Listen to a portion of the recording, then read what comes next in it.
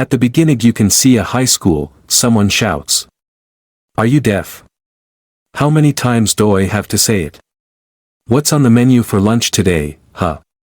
Okay, I've had it with this punk. Bring him behind the cafeteria later. His friend replied, why bother messing with the dweeb? Come on, you know how this works. I'm about to shake that sucker for some easy dough, that's what. His friend said he heard he lives with his dad in low-income housing. You sure he's worth the trouble? So he starts to explain. Saying beta omicron upsilon, you don't know a thing, do you? The less they have, the more they spoil their kids so they don't end up like them. Broke losers like him are the real easy pickings, you feel me? And while he's saying all this, you can see a kid sitting across the classroom. He said their parents don't have jack shit. Now you can see the kid across the classroom stop writing and the bully continues to say. Losers like him are born to be at the bottom of the food chain. He starts to make fun of someone. I'm guessing it's the kid across the room. He continues to say, hell, I'm thinking about sucking him dry. Right down to the last penny. He and his friend starts to laugh. He looks to see who's behind him, asking the person what's up. Looking to donate your lunch money as well. Before he says another word, you can see a pen going straight for his eye. He cries out, my eye. Now this guy is at the teacher's office. Teacher starts to scold him for his bad behavior. You've had a perfectly clean disciplinary record for the past 3 years, and now this. And apparently, you weren't even the one getting bullied. How you can see 2 bloody hands. The teacher continues to talk to the boy. Come on, son. Give me something here, so I can at least help you. Good grief. Keeping your mouth shut won't solve anything. The teacher said, looking at the boy. He said he was too loud. The boy tells the teacher. He helped him quiet down. Now you can see this guy is our protagonist, Pil de Kong. Now you can hear his classmates saying, did you hear? It was all because he couldn't concentrate on his homework. A classmate replied, crazy bastard. I mean, is he aiming for an Ivy League school or what? You can see our protagonist, writing, saying, I don't care what they call me. If I want something, then I get it done by any means necessary. Someone interrupt his thoughts, saying, Mr. Kong, the meeting's about to start.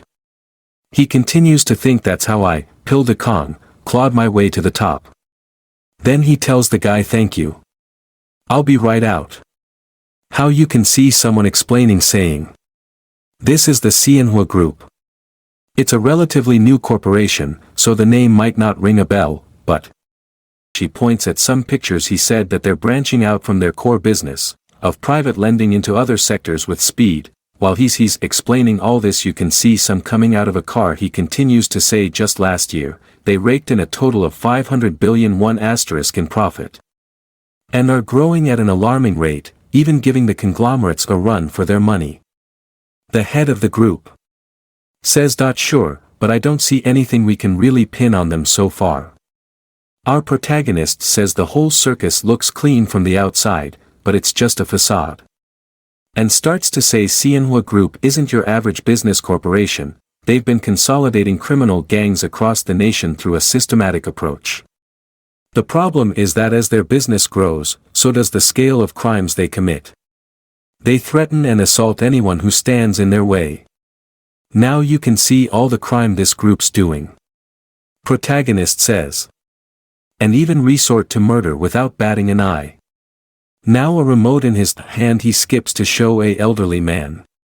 Our boy says there's a reason why they've been able to expand while committing such crimes.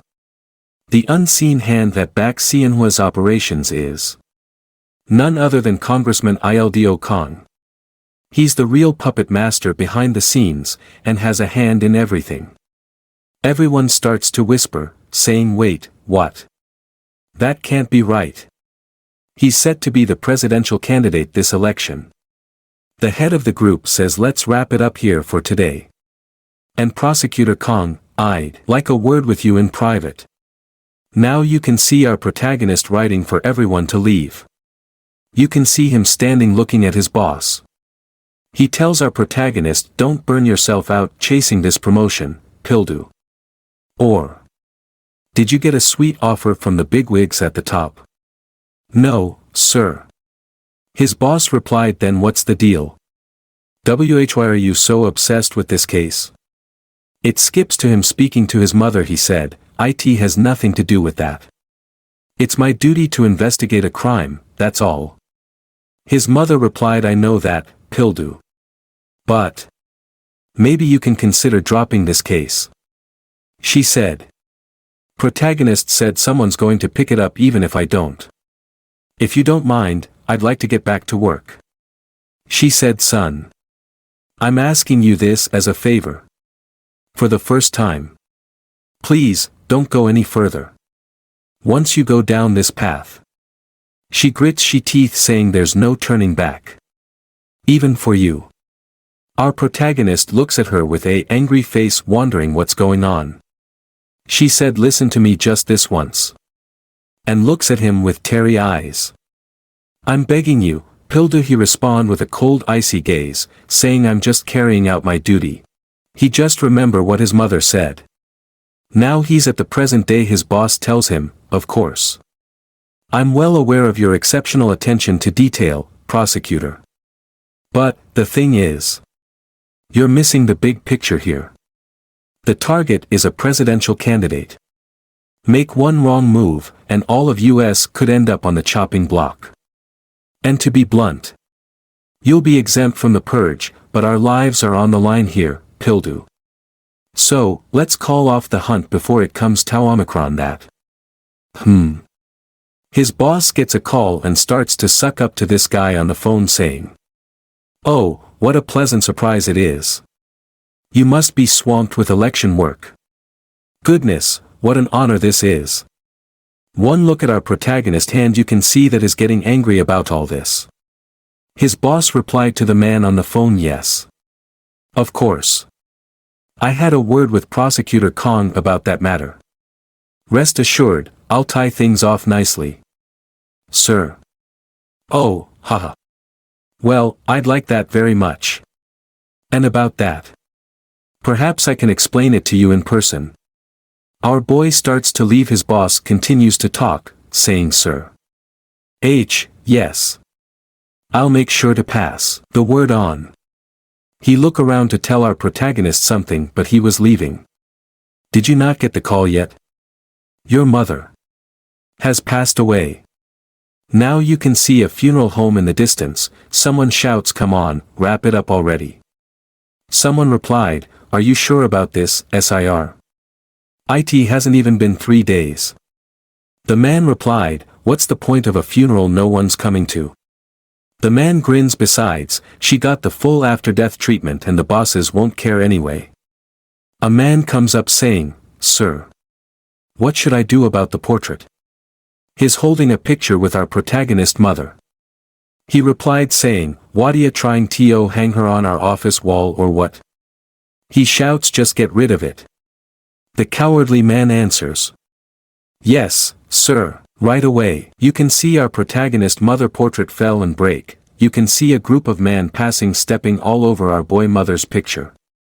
In the crowd of man in black, one guy starts to walk back. One of the man stops and looks at this guy, wondering who is this guy. Everyone stops to look at our protagonist. You can see our boy standing over his mother portrait. Someone shouts, "Omicron Upsilon. You there? No mourners are allowed. Didn't you hear me? Scram." Our boy's just looking at his mother picture. This guy starts to shout at our protagonist saying, "God damn it, I've got no time for this crap. Are you listening to me, you punk bastard?" Everyone starts to look ready for anything our protagonist says. "All I want to know is the cause of death. But it seems to me someone higher up already handled everything." Our boy starts to remembers. "But you see, people lies. But the paperwork doesn't. It was a real nasty job you boys did. Was it really necessary to go that far? Judging by this, she probably didn't even get a chance to beg.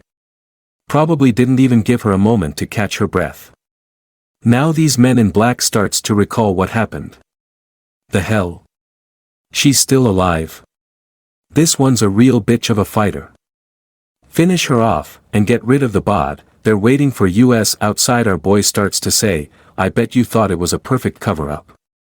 But I think you overlooked swallowed something that got stuck in her throat. A man in black start to walks up to Pilda saying, we've heard enough of your crap, prosecutor. Take your rambling elsewhere if you don't have a warrant. Got any proof we did that, huh? And put his hand on our boy's shoulder. Pilda touched this man's hand saying you're pushing your luck, and break his finger and kicks him right in his face sending him flying. He lands beside his boss. He looks at his men. He pulls out a knife saying you've dug your own grave, pow. Rush at our protagonist. Our boy makes one swift move and hit him right in his face. Pildu says I think it's the other way around. He said he don't think he want to play by the rules anymore. From now on I'm doing things my way. Anyone who gets in the way dies. It skips to show a group of men talking about our protagonist. This man is Taegu Kong, the third-born son of Sienhua Group. He said they say he crashed the funeral and turned it upside down. Are you going to let him run wild? This is Mu Kong, the second-born son of Sienhua Group. He says it won't be good press for the upcoming presidential election. We should act before things get out of our hands. The first-born son of Sienhua Group, Chuk Kong, says, they're right. We can't just sit back and watch any longer. How should we deal with Pildu? He said. Father. Now we can see a man sitting in the dark. Their father starts to remember. Now you can see 5 boys standing over a pile of dead dogs, flesh and blood. It makes little difference. Tau Omicron mu epsilon. I'll do what I've always done. To anyone who rubs me the wrong way he'll have to die. Now you can see the name of this man, Congressman Ildo Kong.